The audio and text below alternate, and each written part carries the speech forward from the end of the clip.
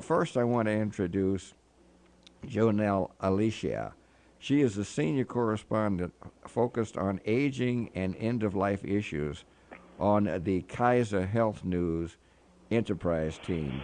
Before joining KHN in November 2016, she was a health reporter for more than a decade, covering regional and national news at outlets including the Seattle Times, NBCNews.com, Today.com, and I should say, NBC.com. Before that, she was reporter, editor, and columnist at newspapers in the Northwest. She was a member of reporting teams that won National Press Club awards for digital journalism focused on the Great Recession and on amputees in the 2010 earthquake in Haiti. Jonelle, thank you so much for being with us today. Well, thank you so much for having me. It's a pleasure to be here. Thank you so much. Also, we are pleased to have Walter Daniel. Walter Daniel is, and you'll hear a lot about him in just a moment. He is a retired Coast Guard lieutenant commander. Mr. Daniel is petitioning the United States Supreme Court to overturn a portion of the Ferris Doctrine, allowing him to learn what led to the tragic death of his wife, Navy Lieutenant Rebecca Daniel, following childbirth in a naval hospital in 2014. His case has the potential to restore the legal rights of service members and their families to hold the military healthcare system accountable for medical errors. Now, many of you probably have no idea that they're not responsible now. This is why this is such an important issue. Himself, a second-generation military service member, retired in 2017 as a lieutenant commander of the United States Coast Guard. Throughout his career, he held positions that focused heavily on maritime operations and financial management, responsible for the budget and allocation of more than $800 million for Coast Guard operations, in addition to saving more than 40 lives and over $2.7 million in property.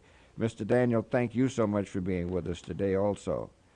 Mr. Kelly, it's an honor and privilege. Thank you very much for having me. We certainly appreciate you, and we have his lawyer is on. We're pleased to have him, Andrew Hoyle, who is a partner of the Lavera Law Firm, the Northwest premier personal injury law firm that is nationally recognized for pursuing accountability to create positive change in corporate, governmental, and individual behavior that makes the world safer for everyone. His practice concentrates on legal issues arising from the firm's extensive trial and appeals court litigation. After graduating from Vanderbilt Law School in 1980, the consular practice in Tennessee for 12 years, primarily trying civil rights cases in federal court and representing the state in major litigation on behalf of the Departments of Correction and Education. In addition, he has extensive appellate experience in state and federal courts, including 3 years as a staff attorney for the Tennessee Supreme Court. Consular, thank you also for joining us. We appreciate you. Thank you very much. I appreciate you giving us the opportunity to air this important issue. It is an important issue, and a lot of people, I've got to say this, I didn't know this myself, in addition to so many people who don't. And I want to start this off, Jonelle, with you, because you're the one who has really brought a lot of this on. Tell our audience exactly what you have found out relative to this issue. Well, sure. Mm-hmm. You know, the reason we were interested in telling this story on Kaiser Health News, which is an independent journalism organization not affiliated with Kaiser Permanente. We write stories that appear in top media outlets nationwide. Sure. The reason that this was so compelling to us is exactly the point that you mentioned, that even active duty service members don't know that people who are injured as a result of military service cannot sue the federal government for harm. And so when Andy's firm approached us and said, hey, here's a story and here's a really compelling personal story that is leading to a challenge at the Supreme Court level, we thought we needed to tell that story. And I'm certainly glad that you have, because that's how we found out about this. Average people don't even people in the service Yes. are unaware of it. I mean, it's just it's unbelievable that this situation is as it is. Mr. Daniels, tell us. I mentioned your great career and so forth, and what you have done. Uh, give us, for those who don't know about this issue, tell us a little background here and what exactly happened to you and your wonderful wife. Absolutely. Mr. Kelly, and thanks again for giving us this opportunity. And I'd like to give you some credit. In New York, so I was around radio personalities that were the voice of our community, folks in the likes of Mr. Georgie Woods and Miss Mary Mason and Mr. Inhotep Gary Bird. So thank you for the opportunity to speak on your radio station today. My pleasure, sir. Go right ahead, please. And so on March 9th, my wife gave birth, Lieutenant Rebecca Daniel, at Birmingham Hospital. Pardon me a minute. I just before you do that, because you've got a great career yourself. Just tell us. I mentioned it, a little bit, but just tell us about your service and the things that you've done. I'm a 2001 graduate of Hampton University. After I graduated from college, I was stationed in Honolulu, Hawaii for approximately 8 years. I had the opportunity to serve on a Coast Guard cutter and doing counter-narcotics operations, also search and rescue. From there, I took on a few roles in financial management, managing budgets for the Coast Guard. After that experience in Hawaii, I transferred to Seattle, Washington. I was married at the time, and I served in operations there as well. And then my final duty station was in Alameda, California, where I was an executive assistant to an admiral, sort of like an aide-de-camp, and I also had the opportunity to serve as the enforcement division chief at San Francisco, one of the larger ports here in the country. You had a great career. And how long were you in the service? 18 and a half years, sir. Yeah, 18 and a half years. Yeah, and they did a lot of great work. That's fantastic. All right, go right ahead. You were telling us now what happened. Yes, sir. So on March 9th, 2014, my wife, Lieutenant Rebecca Daniel, gave birth to our healthy baby girl, Victoria Daniel. She was 8 pounds and 7 ounces. In the hours after her giving birth, she passed away at Naval Hospital, Bremerton. And what we're dealing with this case is looking for accountability and transparency. I didn't know this, like you said earlier, that military members cannot sue the military for medical malpractice. So from there, I got in contact with the Levert Law Firm and started to search for answers as to what happened. As we know, these cases are happening more in America, and especially to minority women. So I was looking for answers as to what happened. Obviously, a healthy 33-year-old woman in 2018 with our medical technology should not pass away from childbirth. So this is a search for accountability and transparency, sir. And not only that, as you mentioned, I want to make sure that everybody heard, Mr. Daniels, you, of course, officer in the military. I want to make sure everybody understood about your wife's position. Say that again, please. She was a lieutenant in the Navy. She was on active duty as well. Right. Serving as a labor and delivery nurse at the time of her death. And wasn't she working at that location? Yes, sir. She was working there when she passed away at childbirth. Yes, she actually was a labor and delivery nurse. Wow. So they knew her, and so what happened after that, Mr. Daniels? I would say in the coming days or weeks, I began to ask questions. As far as in the military, there's typically a root cause analysis, or there's some sort of investigation as to what happened when there's a mishap involving a service member. Our family didn't get any answers or even at least a timeline as to what happened or what would be the next steps to happen after her death. So from there, I decided to use the legal system and talk to Andy and his associates at the Lever Law Firm to begin this quest for answers. Now, the child was born healthily. Is that correct? Yes, sir, she was. Yeah, and you're still that's the only good point of this. I just wanted everybody to understand that if they missed it. But and you couldn't get any information at all, Mr. No, Dan? sir. And what did they tell you? I mean, you know, your wife, healthy person at 33 years of age, a officer in the military, and you know that just doesn't make sense. You couldn't get any. What did they tell you? Go away or what? I mean, my goodness. Sorry for your loss. I've received no official correspondence from the Department of Defense or the Navy with regards to her, what happened that afternoon on Sunday, March 9th, 2014. I haven't received any information, sir. Unbelievable. March 9th, 2014. We also thinking this half is Consular on. I mentioned him earlier.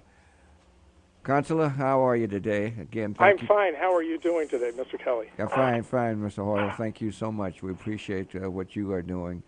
Explain. Our listeners don't know. Who knows about this? I mean, that's why I'm so glad you're carrying this on, and that's why I was so happy to tell Miss Alicia, because without her bringing this up, this would just continue, and what you folks are doing is something that everybody needs to know about. Go right ahead. Tell us what's going on here. Thank you very much. And to echo one thing that Ms. Alicia said, service members don't know about the Ferris Doctrine. And it's surprising to me. I've had a number of calls since we filed the lawsuit and since it's gotten more publicity, where there's simply a surprise at it. But it wasn't a surprise to me. Our firm is in the Northwest. We have a lot of bases around here. We often get calls over the years from service members who have medical malpractice issues, and that's one of our specialties. And we say, I'm sorry, there's this Ferris Doctrine. They don't know about it, but there's this Ferris Doctrine, and you can't bring a lawsuit. When Walt came into the office and told his story about his wife, it was as though we were saying, this is just too much. Yeah. A young, healthy woman should not die in childbirth in 2014. And, we didn't even know what the problem was, but we just knew that this was not right. And so rather than telling him, sorry, the Ferris Doctrine bars it, we decided to investigate the case. We were able to get the medical records, and we filed a complaint and all of that stuff. We luckily had somebody like Walt, who was, we told him the straight-out facts. There's a precedent from 1950 that keeps us from filing this lawsuit. But we're Consular, willing to pardon me, Consular. Just one Yes. thing I want to make sure. Explain to people what the Ferris Doctrine is. Okay, thank you. Yeah. The Ferris Doctrine prohibits members of the military from suing the government for a tort claim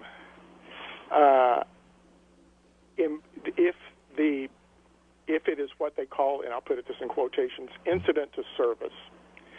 So, for instance, and some of this should be obvious, if a private gets mad at a sergeant or whatever, and or something happens, they can't sue them.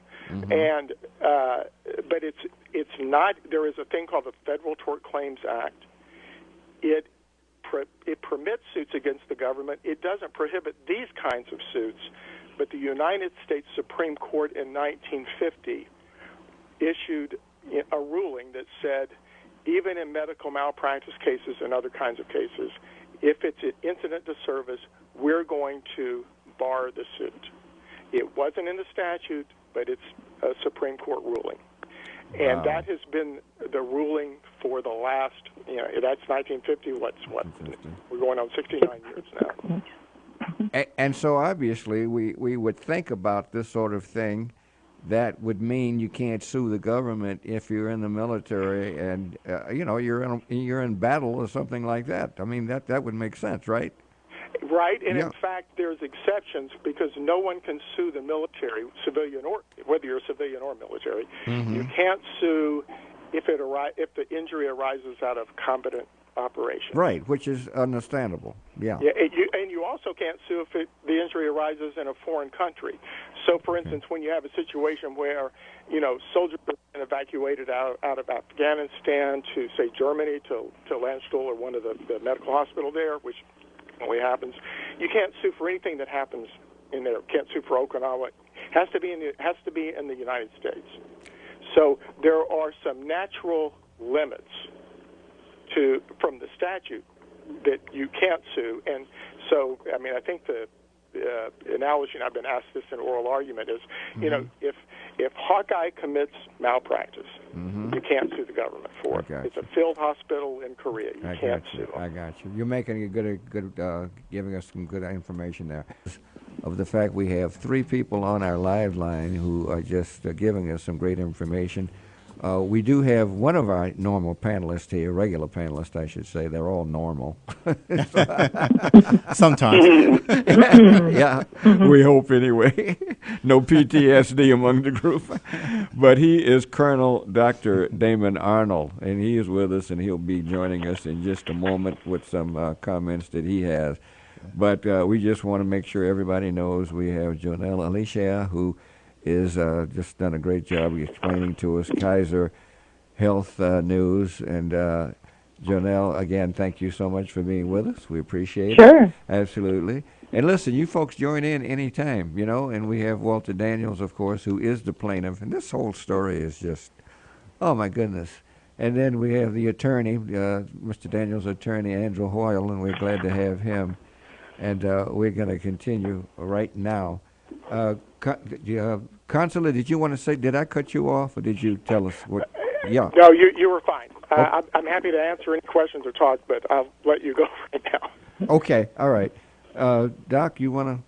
Oh, hi. Yeah. Actually, I was in the military in the Army for about 26 years and retired from that, and did 2 combat tours in Iraq. So I was dealing with a lot of combat casualties there, and through my career, I've come into a lot of different situations where I felt that military service members should be taken care of in a better way, and I wanted to thank both Jonelle and also Walter, for coming forward and being brave enough to come forward with the case. And also to the attorney, Andrew, for actually supporting this and making sure that this is brought to the forefront, because it's a very, very important topic. One of the things that I was running across when I was reviewing some of the information that we received was that there was a potential that there was an amniotic fluid embolism. So there were different theories that they had, but that was one of the things that they pushed forward as being a possibility. That is a pretty rare occurrence itself. And then also whether misoprostol was used, that can actually increase the likelihood of doubling the risk of AFE. So there's some unanswered questions here, exactly what type of care she received. Also, one of the things that with the amniotic fluid embolism, what that can do is it's a fluid that the baby swims in before it's born. And that fluid can sometimes enter the vascular system of the mother. And if it enters that, it can actually cause a cascade of events in the blood system, causing sudden cardiovascular collapse, altered mental status, and a thing called disseminated intravascular coagulation, where you start forming blood clots and you start bleeding. You were in combat. What did you think about this Ferris doctrine? Well, as far as the Ferris doctrine... And tell us where you were in combat. Okay, I was in Mosul, Iraq, and I did 2 combat tours. One was with the mechanized infantry for the Stryker Brigade out of Washington State. And then also the second one was with a helicopter unit, Black Hawk helicopters, as a flight surgeon as well. And that was doing cross-border missions in Iraq, taking people out of harm's way. we're seeing people with disabilities and things that arose in the military there. I felt that at the very minimum, service members should be being compensated and taken care of appropriately when they get back here. Currently we have almost 22 suicides a day, and I'm feeling that there's a failure of meeting this need within the VA system. Actually, one of the things that this case was based on that I read about was that the Daniels petition to the Supreme Court seeks to challenge the Ferris Doctrine only as it applies to medical malpractice in cases in non-battlefield situations. And, with that separation, one of the things that maybe I can ask and see if what the feelings are is whether there should be a bifurcation of the VA system itself. There's a lot of pressure now to privatize the VA, and whether these cases, because of the lack of numbers of cases, the lack of complexity of cases that some of these people who are in these situations who are providing care have never encountered before, whether this should be privatized into the private sector and the government should cover for as a benefit to service members, the care that they would receive in the private sector. And then only for battlefield-related injuries, the VA will take care of that type of service connection. But I think that there should be some kind of compensation in this situation for those who've already been damaged by this. Consular, you were telling us as we went to the break about the Ferris Doctrine. Respond to that. Finish telling us about that, and then respond to Dr. Arnold here. I think Dr. Arnold has some good points, and I'm not going to get into the specifics about that, but what you do have an issue generally, I think, and Dr. Arnold will know more about this than I do, that you don't have the breadth of cases so that when you get into a situation like what occurred with Rebecca Daniel, one is don't know what happened. I do know because, and here, let me back up. Because the Ferris Doctrine is such an across-the-board, you're out of court, they don't allow you to do discovery. So I haven't been able to talk to the doctors, haven't been able to talk to other persons who were there who can say, here's what happened. So we don't know that. We had the medical records, and that gave us a good idea of what happened, but people have a right to explain their medical records. They're, abbreviated. So we don't know what happened. There was the issue that the doctor was talking about the kind of an alternative possibility. And it was in an autopsy, and it's the only thing that we got. And the problem was when you look at the autopsy, you realize this is basically a hypothetical or speculative possibility. But we don't know that. It wasn't as though they did a test and discovered definitively that this is what occurred and what killed her. They didn't do that. They made a lot of other errors. We pointed that out in our complaint. But we don't know, and that's part of what Walt is talking about in terms of accountability. Right. Nobody is having to stand up and say, here's what happened. Maybe they did not. Maybe it was unavoidable. But that's something that we don't know, and unless we prevail, we'll exactly, yeah. And without discovery, you won't know. And that makes no sense whatsoever. Well, it according to Ferris Doctrine, it does, but that's what you're fighting now, Consular, correct? That's exactly right. Right. And we attacked this Ferris Doctrine the way we did and what the doctor is talking about, specifically in terms of medical malpractice, because, quite frankly, attorneys have been attacking the Ferris Doctrine head-on for years, and they haven't gotten anywhere. And we had to do something else. And we came up with what are good arguments, and at least we got the Supreme Court's attention. Because what has happened is we filed a petition. This is just how the Supreme Court works internally. We filed a petition. Sure. The Solicitor General had a month to respond. They did what they always do. They said, we're not going to respond until you ask us to do it. And so that was where it stood, and many times that's been the end of the matter. But this time the court actually did something they call a CFR, a call for response, which raises your odds considerably in getting the petition granted. So now we're waiting on the response from the Solicitor General. We haven't heard it yet. We haven't received it yet, but we will at some point because they're required to do it now, and we'll see what happens. So that is some. I'm sorry. Maybe I could jump in here. This is Janelle. Yeah, please do, Janelle. Go right ahead. So I talked to other experts who have studied FAIR extensively, and one expert tells me that the fact that the court asked for this CFR, this call for response, means that the petition is like 9 times more likely to be granted than if they hadn't requested it. So I know Walt and Andy are, fingers crossed, hoping that the court will take on this significant case.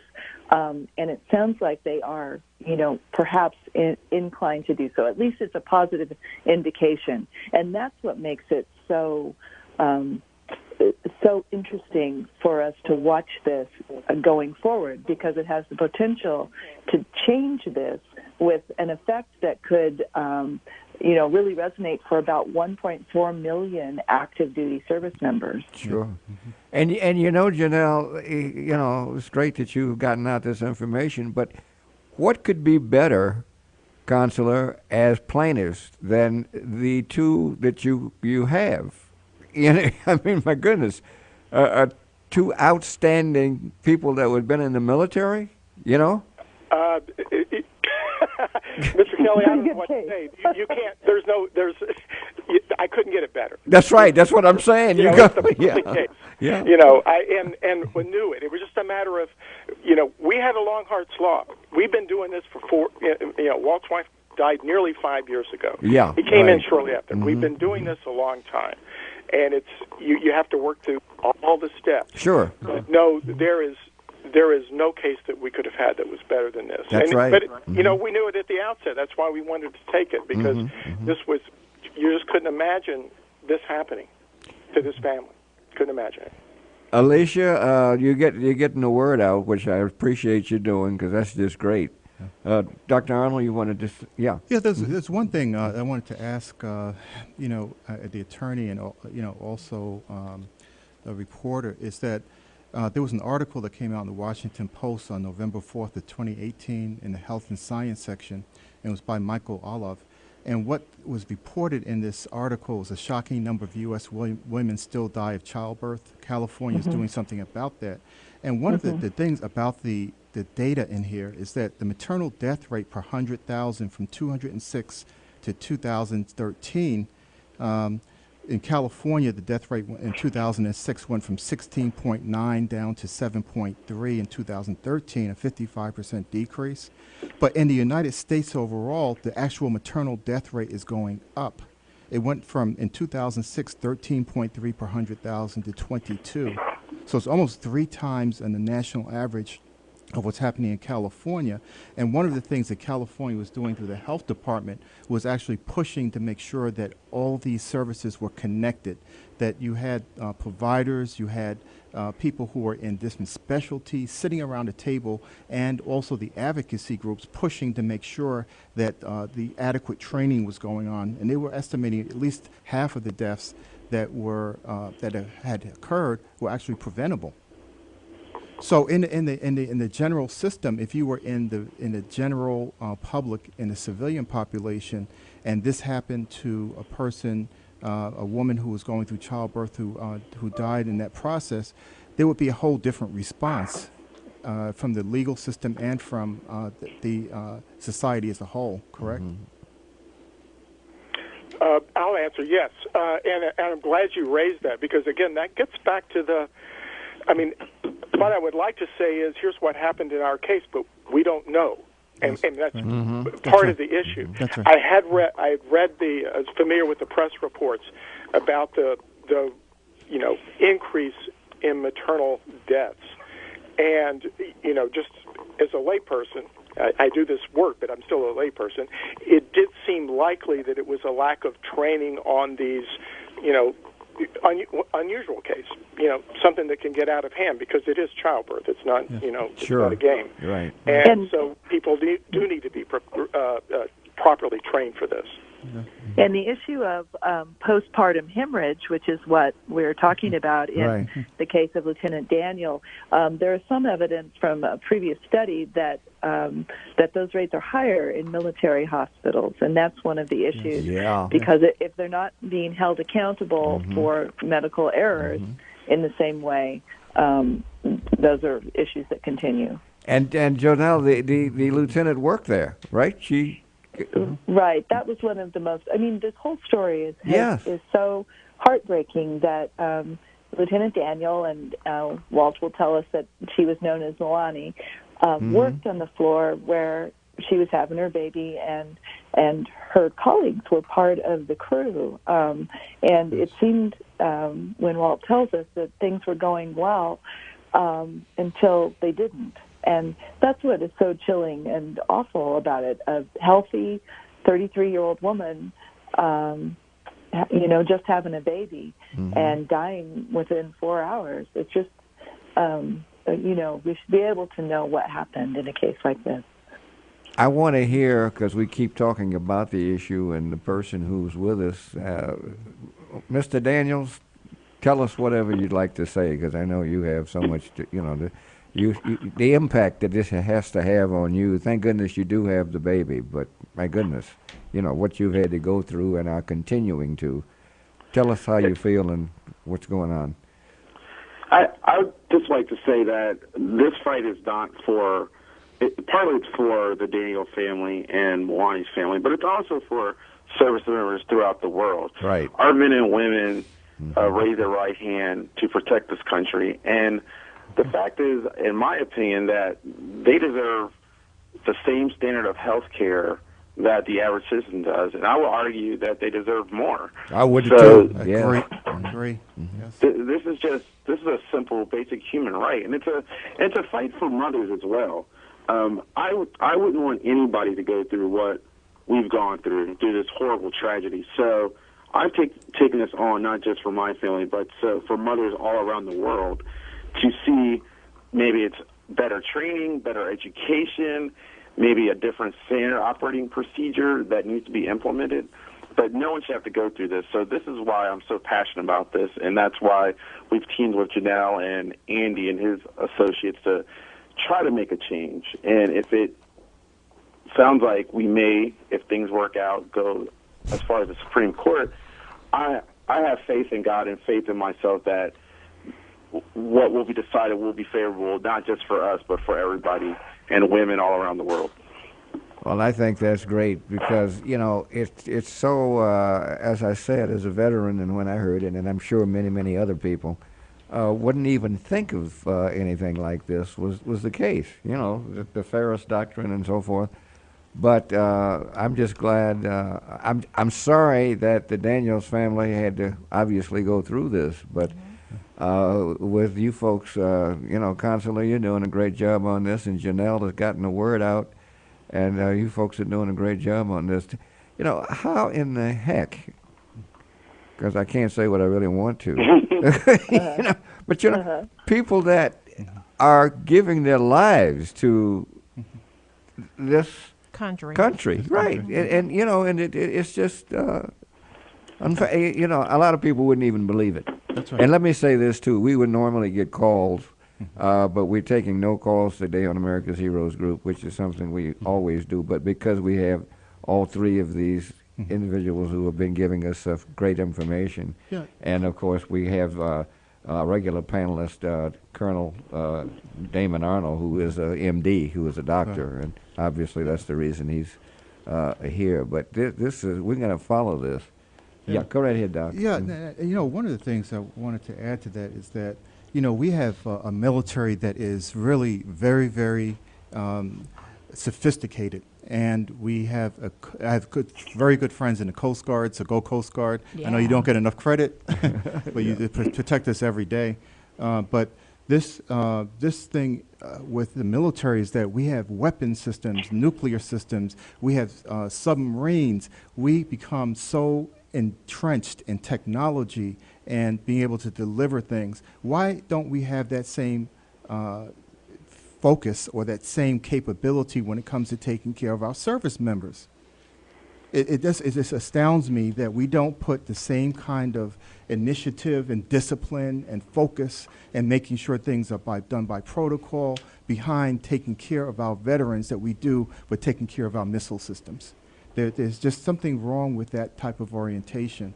And I just want to thank you again, Lieutenant Commander Daniel, for your service to the country and for your wife's service to the country, too. We're a Right. better place because of people like you. And I know your daughter, Victoria Moani, and Kiala Daniel is having her birthday on the 9th of March, so hopefully we'll be having you call in. We'll have a special shout out to her on that day, on her birthday on the March 9th.